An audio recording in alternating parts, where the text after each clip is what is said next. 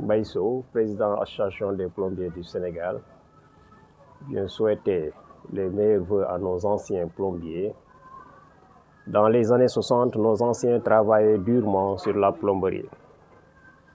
Les matériels étaient lourds comme le galva, la fonte, le fer, le tuyau éternite. Même leurs outils étaient lourds et ils faisaient toutes sortes de soudures. Ils étaient des génies dans le travail bien fait. Autant, tout ce qu'ils faisaient était apparent.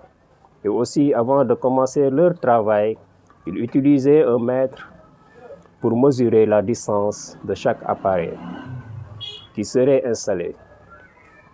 Ensuite, il prend le niveau pour le traçage.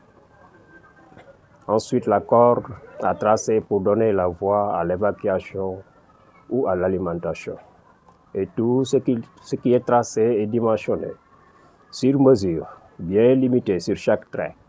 La flèche de limite, la hauteur de l'évacuation ou l'alimentation, et enfin, il trace la distance des colliers.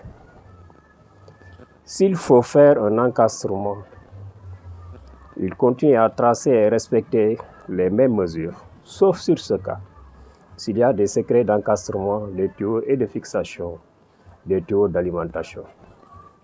À l'époque, la perceuse coûtait cher, donc il utilisait le tampon noir. Et le trou était comme une perceuse. Même en sortant d'une salle de bain, on entend le bruit et le rythme du marteau. Et dès qu'une mauvaise frappe retentissait, un autre criait pour annoncer la mauvaise position.